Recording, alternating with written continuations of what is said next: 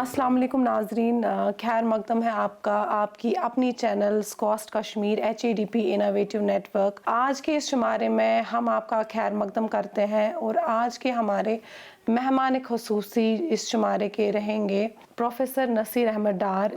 उनका जो आज टॉपिक रहेगा, जो आप जिस बारे में आपको आज वो जानकारी देंगे, वो ये रहेगा कि टेक्नोलॉजीज़ का क्या रोल है एक फार्मर के फील्ड में, रोल जो कि खासकर हमारी स्कॉस्ट के की टेक्नोलॉजीज़ है जो यहाँ पे डेवलप होती है। अस्सलाम वालेकुम सर, आपका खैर मकदम है हमारे आज के शुमारे में। तो सर, आप जो हमारी स्कॉस्ट कश्मीर की ये टेक्नोलॉजीज़ जो डेवलप होती हैं फ्रॉम टाइम टू टाइम, उनका सर क्या रोल रहता है एक किसान भाई के फील्ड में? वालेकुम सलाम, शुक्रिया डॉक्टर समुन्ना। सबसे पहले ये बड़ी खुशी की बात है कि जो सिलसिला ये हमने शुरू किया है कि जो आजकल के दौर में जो हमारी मतलब नशरियात का ज़बरदस्त एक रोल है, सोशल मीडिया का, ज़राए अबलाग का, ये एक मौसर ज़रिया है ये अब आवाम तक कोई बात पहुंचाने का। जी बिल्कुल, जिससे आवाम को बिल वास्ता फ़ायदा पहुंचे।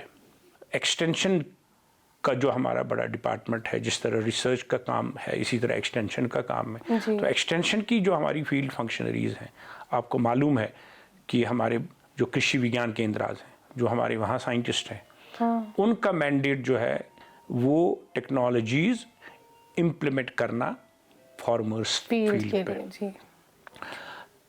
ये एक इसमें मैं कहूँगा कि एक नुमाया जो हमारा रोल है, नुमाया जो काम है, तो वो ऑलरेडी हम कहेंगे पहले से ही हम देखते हैं कि उसका एक बड़ा इम्पैक्ट है फार्मर्स फील्ड पे। तो सर, कौन कौन सी ऐसी वैरायटीज़ है लाइक सीरियल क्रॉप्स में जो कि हमारे यूनिवर्सिटी ने इस साल रिलीज़ की है और जिनका फ़ायदा हम हमारे किसान भाइयों को दे सकते हैं? देखिए, मैं ऐसे बताऊंगा कि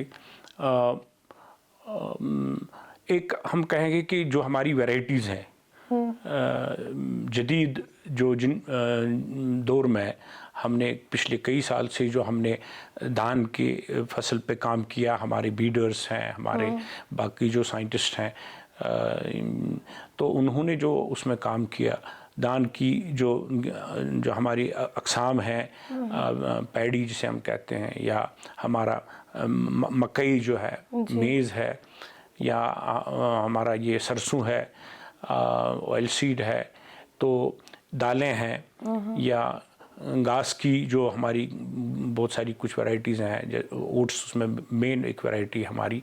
तो चाहे खरीफ की वैरायटीज़ हैं, खरीफ के फसलात हैं या रबी के फसलात हैं, तो उसमें बहुत सारी नई और जदीद वैरायटीज़ का जो हाई यील्डिंग वैरायटीज़ हैं, जिनका मतलब यील्ड बहुत ज़्यादा है, तो वो हम पहले से ही अब हमारी वो इंट्रोड्यूस हुई है, इम्प्लीमेंट हुई है। और उनका जैसे हम कहेंगे राइस में, तो दान में हमारी Shalimar rice 2, Shalimar rice 3, Shalimar rice 4, Shalimar rice 5, और अब हाल ही में शालीमार राइस 7, 8, 9। तो ये एक इतनी सारी वैरायटीज़ जो हैं वो सामने आई हैं। तो हमने राइस, अगर हम राइस की बात करेंगे तो हम देखते हैं कि उसका जो इम्पैक्ट है, राइस 4 का जो इम्पैक्ट हम पूरी वैली में जो देखते हैं, हम जो हमारे प्लेन SR4 हमारा है, तो उसका जो इम्पैक्ट है वो बहुत ज़्यादा पॉपुलराइज हो गई है, वो बहुत मकबूल आम जिसे हम कहते हैं, वो वैरायटी इतनी मकबूल आम हो गई है कि इतनी एक्सेप्टेबिलिटी है उसकी, तो लगभग उसका जो यील्ड है 5 क्विंटल के करीब करीब एक कनाल में भी कनाल में से हमारा उसमें यील्ड हमें मिलता है हमारे फार्मर को, और उसका पोटेंशियल यील्ड लगभग 6 क्विंटल तक है।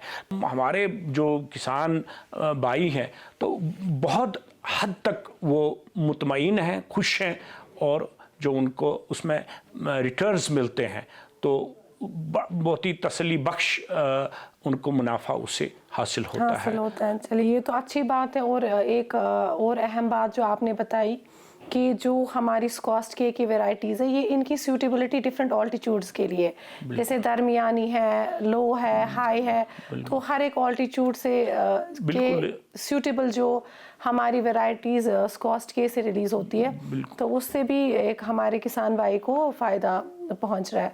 तो सर, इस साल चूँकि आपको पता है जो क्लाइमेट है इस साल काफ़ी फ्लक्चुएटिंग रहा क्लाइमेट का, तो काफ़ी फार्मर्स को प्रॉब्लम्स फेस करनी पड़ी ड्यू टू इरेटिक क्लाइमेट। अच्छा वो क्लाइमेट नहीं रहा जो हमारे क्रॉप्स के लिए एक मौजू क्लाइमेट होता था, वो इस साल नहीं रहा।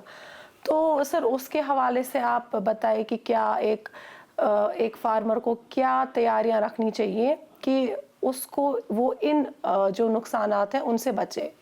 जी, सबसे पहली बात जो है कि जो हमारा एवरेज मैक्सिमम टेम्परेचर है इन महीनों में जो हमारा रहा, वो लगभग 1.23 डिग्री उसको वो अप हो गया, वो उसका इजाफा हो गया, राइज हो गया। और जो एवरेज मिनिमम टेम्परेचर है वो नीचे चला गया लगभग 1.09 डिग्री सेल्सियस। तो ये एक अपने आप में एक ज़बरदस्त एक डिविएशन है, बदलाव है। और जो रेनफॉल है उसमें भी बहुत कमी आई, ख़ास तौर पर मई, जून, जुलाई के जो हमारे महीने थे उसमें बहुत ज़्यादा बिल्कुल बारिशें हुई नहीं। तो उससे हमारे जो मतलब किसान भाई हैं वो भी बहुत परेशान हुए, क्योंकि हमारा ऑलमोस्ट जून से ही हमारा स्टार्ट शुरू होता है खरीफ का, जो हमारा एक मेन सीरियल क्रॉप हमारा जो है, हमारा स्टेपल फूड जिसे हम कहते हैं, राइस है, तो उसमें पानी की रिक्वायरमेंट भी बहुत ज़्यादा होती है। तो जून से ही हमारे जो फार्मर्स हैं उसकी ट्रांसप्लांटिंग शुरू करते हैं। तो ये महीने हमारे लिए बड़े क्रूशल हैं। तो इसमें लगभग जो हमारा डिक्लाइन हो गया प्रेसिपिटेशन में, रेनफॉल में 54.3 mm कम हो गया, कि हमारे जो साइंटिस्ट हैं उनको बहुत ज़्यादा इस पे तवज्जो मरकूज़ करनी है, फोकस करना है कि ऐसी वैरायटीज़ जिनमें पानी की ज़्यादा ज़रूरत न पड़े, कम। तो ये एक सबसे बड़ा हमारा उसमें होगा, योगदान होगा, अगर हम इसमें कुछ कामयाबी हासिल कर पाएँ आने वाले वक्त में, तो ये कॉस्ट का एक इसमें बड़ा नाम रहेगा फिर इंशाल्लाह, कि अगर ऐसी वैरायटी, ताकि हमारे फार्मर्स जो हैं वो इस चैलेंज का, एक चैलेंज है लेकिन वो ताकि वो इस चैलेंज का मुकाबला कर सके। इंशाल्लाह ज़रूर हमारी यूनिवर्सिटी इस क्लाइमेट रेजिलिएंट के हवाले से इस गौर कर रही है, और इंशाल्लाह जल्द ही हम कुछ ऐसी वैरायटीज़ लेके आएँ जिनसे किसान भाइयों को भी फ़ायदा पहुंच सके।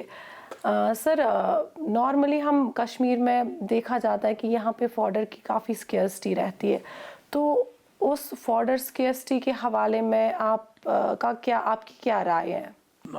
हमारी जो वैरायटीज़ इस वक्त हैं यूनिवर्सिटीज़ की, ओट्स तो एक मेन उसमें फॉडर क्रॉप है, और मेज़ में भी मतलब जो हमारा है फॉडर मेज़ जो हमारा है, या हमारा एमपी चेरी है, मतलब यहाँ पे जो हम उसकी भी काश्त करते हैं, एमपी चेरी करते हैं, ओट्स करते हैं। तो ओट्स तो मेन एक उसमें है, मेन क्रॉप है।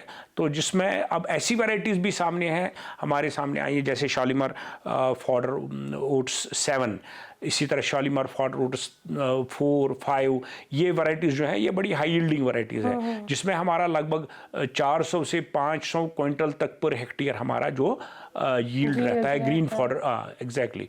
तो जो ग्रीन फॉडर तो इसमें लाजमी बात है कि उसमें कुछ ऐसी चीज़ें हैं जिनको हमें आगे फोकस करना है, जैसे साइलेज पे हम अब बहुत ज़्यादा जोर दे रहे हैं कि जो विंटर के लिए हम एक प्रिजर्वेशन है, चाहे ड्राई कंजर्वेशन कंजर्वेशन है, इसको हे हम कहते हैं, चाहे वेट कंजर्वेशन है, साइलेज है, उसके लिए फार्मर्स के को अवेयर किया जा रहा है, उनको ट्रेन किया जा रहा है। तो कैसे हम ओट्स का साइलेज तैयार कर सकते हैं, कैसे हम मेज का साइलेज तैयार कर सकते हैं, ताकि वो चारा जो है जो लीन सीजन्स में हमें एक सपोर्ट कर सकता है, ताकि हमारे जो दूध की पैदावार है उसमें इजाफा हो जाए और हमारा लाइफ स्टॉक आने वाले वक्त में सस्टेन कर पाए। जी तो जी बिल्कुल। ये बहुत इम्पोर्टेंट है। तो इंशाल्लाह सस्टेनेबिलिटी पे हमारी यूनिवर्सिटी काफ़ी काम कर रही है और उम्मीद करते हैं कि आज के इस शुमारे के हवाले से जो भी आपने जानकारी हमारे किसान भाइयों को दी वो इससे फ़ायदा उठाए और आने वाले वक्त में जो भी हमारे साइंटिस्ट जो भी हमारी यूनिवर्सिटी से उनके लिए टाइमली जो मैसेजेस आती है तो उनको वो अपनाएं, उन पे ध्यान दें। डॉक्टर साहब आपका बहुत बहुत शुक्रिया हमारे आज के शुमारे में आने के लिए।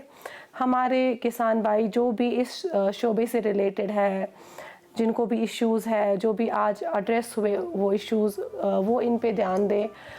तो आज के लिए आपसे हम इजाज़त चाहते हैं। आपकी अपनी मेज़बान डॉक्टर सुमोना आपसे इजाज़त लेना चाहती हैं। मिलते हैं आपसे अगले शुमारे में। अस्सलाम वालेकुम।